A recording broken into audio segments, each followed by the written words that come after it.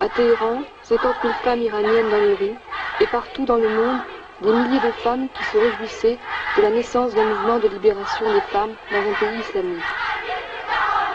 Dès le premier jour, et pendant toute cette semaine de révolution des femmes, 4 d'entre nous étaient avec elles dans les rues. Manifestations, sit-in, discussions, réunions. Et nous étions nombreuses à Paris, Lyon, Bordeaux, Marseille et d'autres villes, à mettre toutes nos forces à faire connaître leur mouvement. Nous avons transmis jour après jour leur révolte, leurs fêtes, leur violence, leur victoire.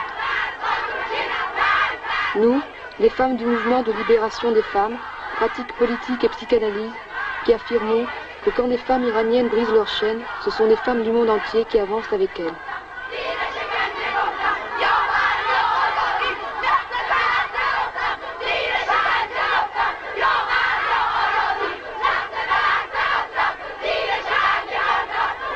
Le 8 mars n'est ni un jour de l'Est, ni un jour de l'Ouest, c'est un jour mondial. À l'aube de la Révolution, les femmes sont oubliées. Nous sommes des femmes iraniennes, nous ne resterons pas enchaînées. Sans la libération des femmes, la Révolution n'a aucun sens. D'autres slogans, nous ne voulons pas de voile obligatoire. Les femmes luttent et leurs luttes sont victorieuses. La police a tiré des coups de feu en l'air et essayé de les faire reculer. Les femmes ont crié « Nous n'avons pas peur, nous n'avons pas peur ». Et ce jour-là, dans Téhéran, partout, des femmes discutent passionnément. Une femme qui ne porte pas le voile nous a dit « Manifester dans les rues contre le voile, ça a été l'occasion d'une grande tendresse et d'une grande solidarité entre nous. Le voile, c'est une histoire d'hommes. C'est incroyable. Ce sont toujours les hommes qui défendent le voile. »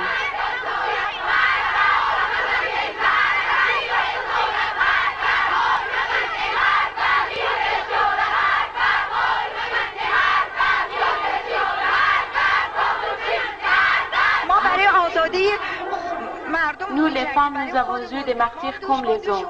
Nous avons lutté avec le voile et sans voile pour notre liberté et pour celle du peuple. Et si Khomeini continue ainsi, moi qui suis une vraie musulmane, je quitterai ma religion. Qu'est-ce que c'est un chador pour une femme? Oui, ce que ça... Oui, comment ça les entrave? Quel genre de vêtements c'est? Il y a des années que je mets le tchador. Le tchador m'empêche de bouger, de travailler, de tenir mon enfant par la main. Mais je ne suis pas venue à la manifestation pour ne plus mettre le tchador. J'ai 6 filles et je suis venue pour que mes filles ne soient pas obligées de mettre le tchador, pour que les hommes ne l'obligent pas à le mettre. Je suis venue ici pour défendre mes filles contre le tchador.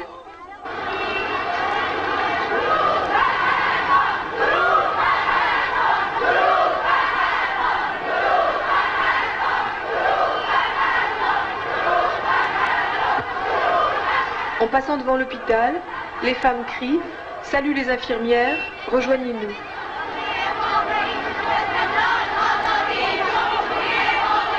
Certains fanatiques religieux ont réagi très violemment aux manifestations des femmes, en les harcelant, en les injuriant et même en les frappant.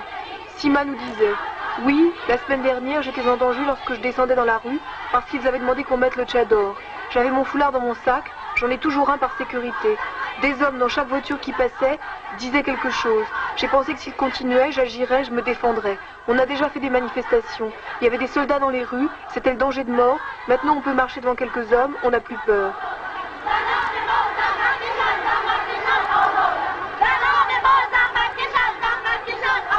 از اول که مسئله حجاب رو مطرح کردن ما همه زنا و اونایی که واقعا Quand notre révolution a commencé, toute la nation luttait pour le triomphe de la liberté contre la dictature et l'impérialisme américain. Tous ensemble, femmes et hommes, sortions dans les rues et crions ensemble pour tout ce qu'on a demandé et enfin on a pu l'obtenir. Et nous, dans notre école, nous faisions des études. Nous travaillions en même temps dans les hôpitaux. Quand il y avait des blessés, on les soignait sans demander d'argent. Après, ce jour où l'armée et la garnison s'est rendue et où la révolution a triomphé, nous étions dans les rues. Et puis l'ayatollah Khomeini a dit « Ne faites plus de manifestations, n'allez plus dans les rues ». Alors nous sommes retournés à l'école. Mais depuis jeudi dernier, les religieux nous posent des problèmes. Il y a quelques jours que nous sortons dans les rues et nous disons que nous ne voulons pas de voile. S'ils voulaient faire comme ça avec nous, ils devaient nous le dire avant la Révolution.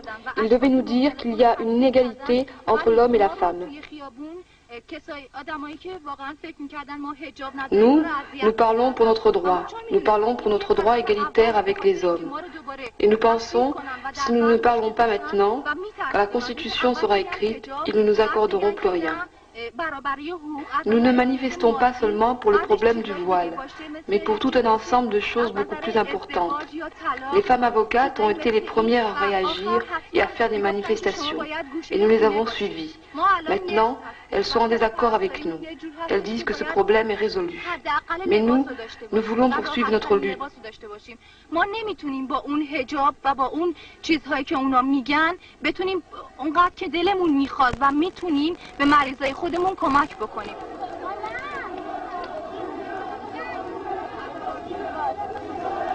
À Téhéran, nous avons parlé avec Kate Millett.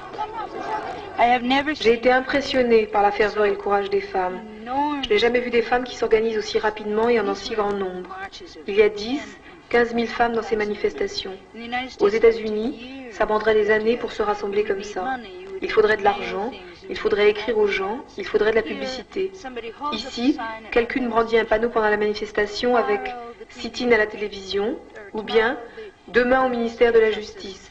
Et tout le monde y va. Parce que ces femmes non seulement étaient réprimées pendant très très longtemps, mais ce sont aussi des femmes qui ont fait la révolution. Elles ont été dans les rues, elles savaient qu'elles-mêmes pouvaient être tuées par le Shah et ses troupes. Ce sont celles qui ont eu le courage de sortir face au char, le courage de se soulever. Et beaucoup de femmes m'ont dit que pour leurs droits, elles pourraient se faire tuer, ça ne fait rien, la lutte doit continuer. Je n'ai jamais entendu des féministes dire des choses pareilles.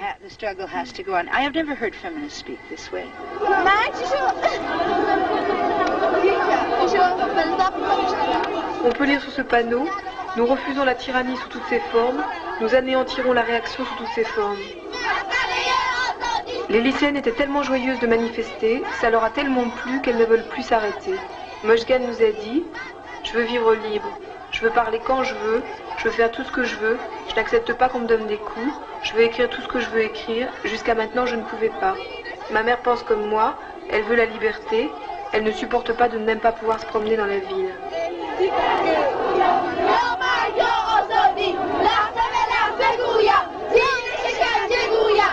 Après le 8 mars, de plus belle, les femmes iraniennes ont continué leur lutte. Le samedi 9, il y a eu une réunion à l'université. Le dimanche 10, un sit-in au ministère de la Justice, où les femmes ont déposé des revendications. Dès le samedi, Khomeini était revenu sur ses positions et avait déclaré que le port du voile n'était pas obligatoire.